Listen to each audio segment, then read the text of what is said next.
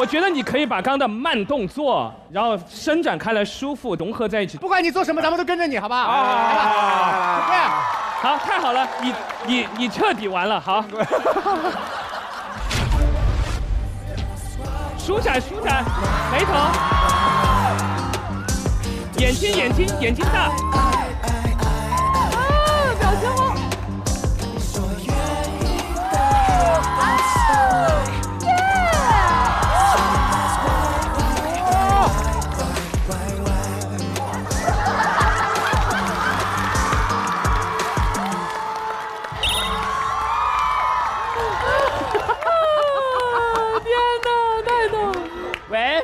喂，张远是吧？哦，要取消海涛的演出啊？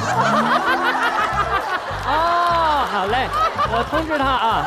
我就说我应该先去完再讲这段，我也担心呐。那毕竟是我未知的高光时刻。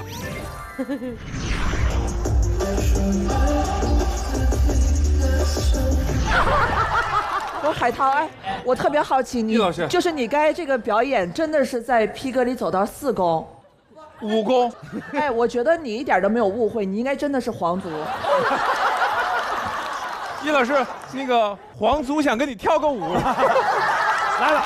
哦！哎，全场安静，咱们准备好。斯坦尼卡老师在哪里？咱们3、2、1，走。咱不动，咱就靠眼神给到。先抓头来了，抓头。挥手往前挥手，别怕，对。指手指他，别怕指他，对。转身，来，慢慢手抬起来，好。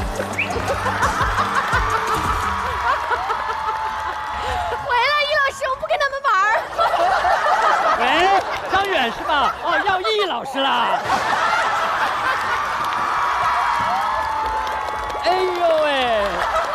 然后还是希望大家就是如果遇到一些就是不擅长的事情，然后一些自己未知的领域，然后大家还是可以勇敢的去尝试，因为不去尝试怎么知道自己不行呢？我虽然很挫败啊，但是还是很希望说，就是可能我只走到了这儿，但是大家都很棒。如果你可以看到更美的风景，那你的人生不就又开阔了吗？然后祝福大家都成功。是的，加油啊，海涛！真好。说到这个用力过猛，各位老师有没有这种相关的经验？有徐老师确实唱歌的时候，有时候动作肢体大。哎，我也会跟徐老师一块合唱一个歌，特别好玩的，因为我们唱那个歌意外，对吧？我特别激动。然后徐老师明知唱是这样的嘛，我特别激动。然后我演出一般俩人合唱都要对下眼神啊，要副歌的时候，我这唱完之后一回头人没了，咱演。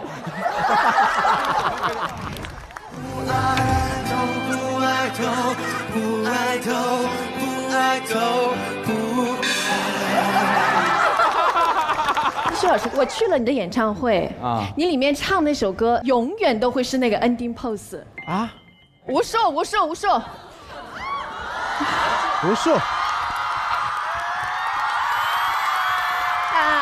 也走。在人们无数次生错里，怎么才有阳光不远万里？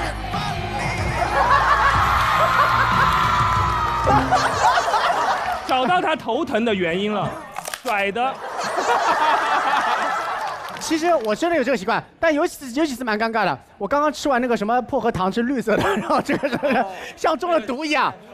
这还不尴尬，最尴尬的其实这个动作啊，在演唱的时候，因为我现在比较喜欢摇滚嘛，我会喜欢在台上这样做这种很奇怪的动作，也包括这种，对。但是啊，这个是要距离美的，就如果你在大概导演这个位置这样做是 OK 的啊。但有时候我不是下去在国外演唱会的时候喂鱼了嘛，啊，就距离很近，就这种距离我也没试过嘛。然后我距离就当我这么距离的时候，跟就来看演唱会的人的时候，我是这样子。其实做完以后自己很后悔，因为其实很尴尬的，太近了。然后被我那个朋友本来是那个人喜欢啊，他拿出那个医生给我体检看一下牙，啊，那个牙不好，换牙。好嘞啊。其实之前都做过一些用力过猛的事情，但是伊丽静老师，用力过猛这件事情在您看来存在吗？还是说对您一切都是刚刚好的？我的每一个问题都用力了，但没有过猛。都没有过猛，对，尺度刚刚好。对，都是死穴，每一个问题都送去湘西了。就是说，大家呢，其实工作起来呢，不要这个用力过猛，因为大家都希望特别努力。还有一种方法呢，我之前一直在用啊，先把自个儿说低一点，然后是很多事情先往谦虚上说，然后但是自个儿平时就是一直努力，给观众看到的都是惊喜。大家一定要知道，就是过度努力不是一种荣耀。有很多人老觉得过度努力是一种荣誉，它对于我们来说一点都不值得骄傲。我们应该对我们自己好一些，知道该怎么活更重要，好吗？谢谢各位。谢谢各位。好了。那接下来请出我们在这个火星厂牌做的最稳的张彩玲。彩玲姐，要。我发现，有些离谱的人设居然是真的。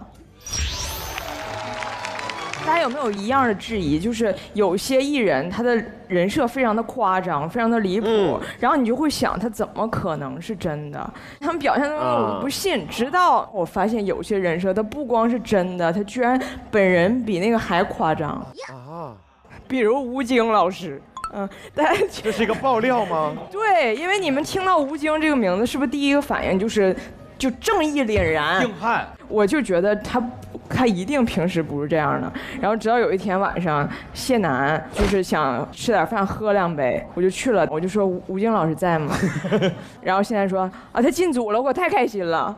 然后我说为什么？他说你知道吗？这个点儿如果吴京在，他就在家已经练消防演习了。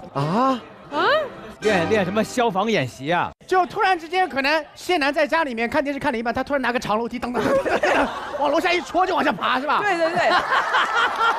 谢楠说，前一段时间吴京接了一个代言，就是消防大使的代言，然后他就上头了，他回家就开始跟孩子去普及这个。谢楠说这还不是最夸张，谢楠说彩玲我烦死了，你知道吗？就昨天晚上，我好不容易领着孩子，我写完作业给他们哄睡觉，然后领着他们讲故事，孩子刚刚睡觉，吴京着火了，孩子起来，然后吴京立正，然后报数，火都烧起来了，1、2、3，就是烧到肩膀上面了。我们普通人着火演习应该马上湿毛巾捂着走，对呀，他们家里培训的是消防员是吧？整个家。吴京拿出绳子，然后还有梯子，就在家练，而且他要计时看这俩孩子，就是比如今天从这绳子上滑下来，然后梯子上时间，明天你要比今天快啊，每天还要记20几楼，这样啊？对，儿子到了没？啊呜，爸爸，啊呜，什么玩意儿啊？为什么？战狼嘛。我以为回家之后。吴京，然后练完之后跟大家说，看见没有，这叫有惊无险。然后还会练那个用毛巾捂鼻子，就是毛巾多快速度浸满水，然后捂脸，然后就是捂得特别准。这还能捂歪呀？现在说以后咱家俩孩子都改名，老大叫捂鼻子，老二叫捂嘴。就是以主打一个精神，然后吴京会问，就是如果房子着火了，就是你保证孩子就是最快的速度逃生，是你家长的首要责任吗？现在说我认为就是别让房子着火是家长的首要责任。对呀，别着火呀，这个太有道理了。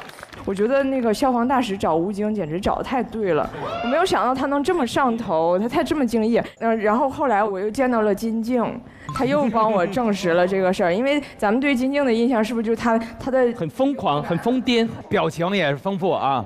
但是我也会觉得他一定本人不是这样的。然后去年我跟他录了一个节目，我跟他就打了一个招呼，也不是很熟，寒暄一下。对，结果金靖，来彩玲。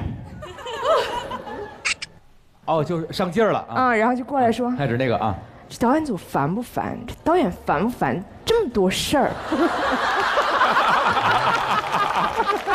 然后我当时懵了，我说，就还行吧，怎么了？然后金靖说，没事儿，麦是关的。好像。然后我就说，那是这导演是有点烦人，节目组。然后金靖，麦没关。神经病，真神经病。然后他就跟别人聊天去了，就是这一场无望的灾字让我完全不知道因为什么。然后我还找了一下我化妆师上来，我说你帮我看看我麦关没关？我一看是关的，逗你玩啊。然后我才发现他本人他就是这么颠。海玲姐有这个提案，我觉得非常正常。为什么呢？因为这个人吧，台上台下人设很不一样哈。他在台下是一个那种特别谦虚、特别有礼貌。他在台下就是如果要跟你对一个什么内容，他说不好打扰，特别客气。结果镜头一开，今天发生什么事了？今天因为我们在那个火星外面不是有个板子吗？有大家的嘴，通过看这个嘴的照片猜这个艺人是谁。看到那个嘴中间有个很大的照片，这谁的嘴好丑啊！然后我在旁边我说，这是杨迪妈妈的嘴。马迪妈。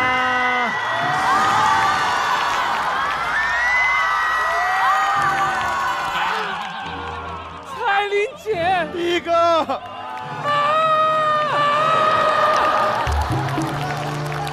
不，我必须要帮我妈妈说句话。我妈妈的嘴一点都不丑，她是牙齿丑。她的牙。彩玲姐还说了，这是谁的嘴啊？像刀砍的一样。我说那是维嘉哥的嘴。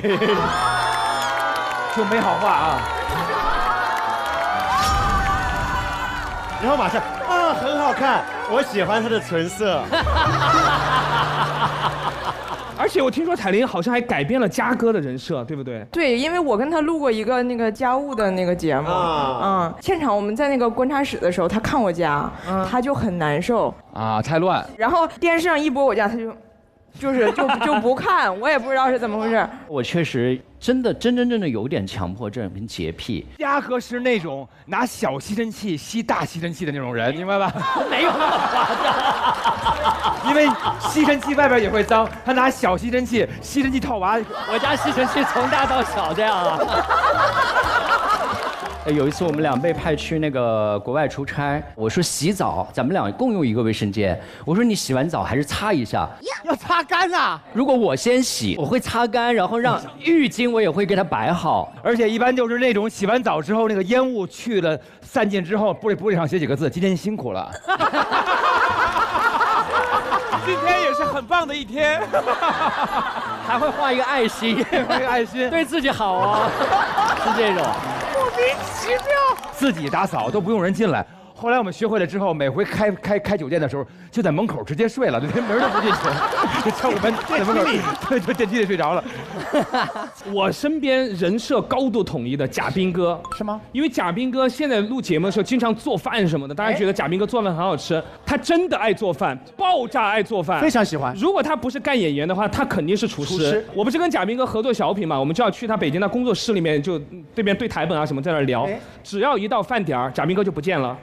做炸酱面去了。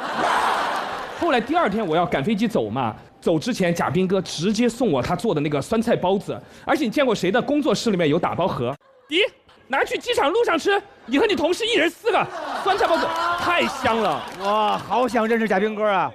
那一刻你真的不觉得你在北京，就绝对在东北。东北啊！哎，说到人设哈。其实薛老师的人设台上台下都差不多，我跟迪哥玩过桌游，我也跟薛老师玩过桌游，那你们2个有没有一起玩过桌游？没跟他玩过桌游啊，对，好，我跟你说，你不要跟他玩桌游，是不是？哦，没有人能够在薛之谦的桌游局里赢过他本人。什么意思啊？他玩桌游，我们有一次玩大富翁，你还记不记得？记得。玩大富翁，然后呢就要买地嘛，然后大富翁本来是有一个很厚的说明书的，但是